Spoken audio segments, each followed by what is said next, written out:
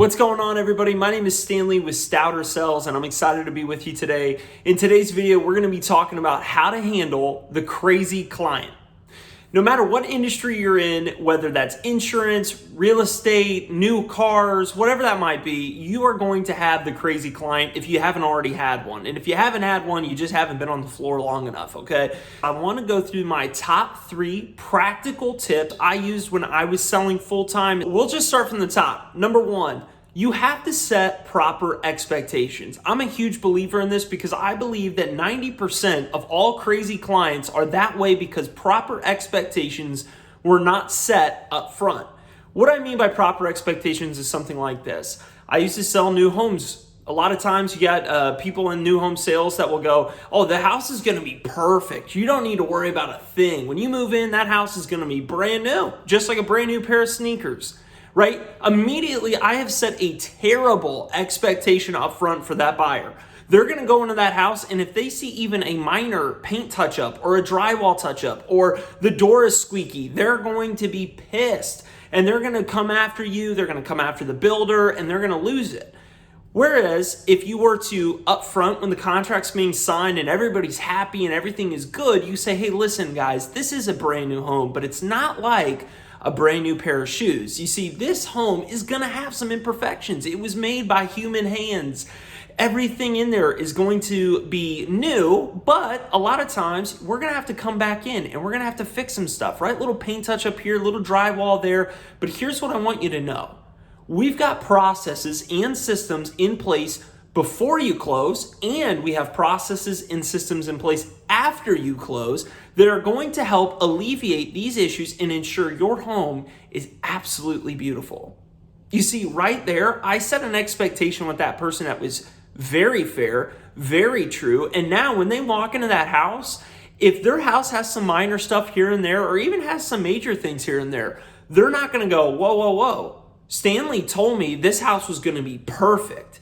You see, and now I've avoided an absolute nightmare with my client and my customer. So that's the first one. You're going to want to set proper expectations. Number 2, you got to find the root of the issue and not just look at the fruit of it. And that sounds super cliche, so let me break that down for you. What I mean by the root and not the fruit is a lot of times if somebody is upset about something, there is something bigger going on than what they're telling you. Right? Like they might blow you up on an email at 3 a.m. about the door being broken. But in all reality, they're upset because they feel like they spent a lot of money for a product and the product's not living up to the expectations that they believed it was supposed to. It's not the door. It's the expectation that was set up front, and that ties you right back into your very first point. So in those moments, don't go all in on the door. Email them back and say, hey, can you help me understand what's really going on here? Because I feel like you're more upset than just the door, and I want to get to the root of this issue so that I know how to help you best. See, that's a great way and a great statement to get you through kind of those crazy people there.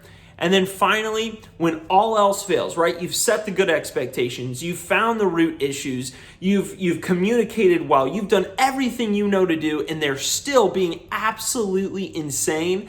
You got to do what when I was growing up, I grew up in the South, what my mom used to call a come to Jesus meeting, right? In this meeting, I actually structure these very, very similarly every single time. At that moment, what I do is I bring in everybody. I bring in the uncles, the aunts, the moms, the dads. I bring in the clients. I bring in anybody and everybody who's had any form of communication or any involvement in the process of this home. And it seems ridiculously extreme. But that's what you're going for, right? You want to make it loud, you want them to know, and everybody to be on the same page. So I call a huge meeting. I typically brought these people into my sales center, sat them down in a model after hours, turned off the music, and I sat with them and I said, start from the beginning and don't stop until you get to the end and don't skip a single detail. I want to hear everything. In that moment, what your best option to do is to sit back, don't say a word, allow them to spew it all out, allow them to tell you every single little detail. And in that moment, what you're going to find is this. They're going to feel heard. And then what you're going to want to do is before that meeting even takes place, you're going to want to have a game plan in place. right? And so if you found the root before they even got there, you're gonna know exactly what their issues are. If they got the emails or you got the text messages or the phone calls, you're gonna have pretty much a roadmap to exactly what you need to fix so that you can help them. So in that moment, I would sit down with them and say, hey, I appreciate you letting me know that. I understand now exactly what you're going through. I've heard from everybody here. Can I tell you my plan that I have in place to fix this issue? 9 out of 10 times, those people are going to calm right down when they know that you have a plan in place to help them and to get this to the finish line.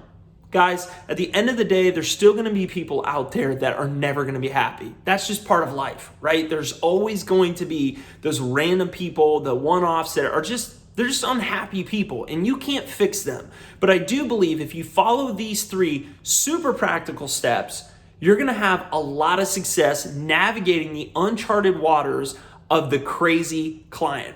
I hope this video helped you. I hope it encouraged you, and know that you're not alone out there.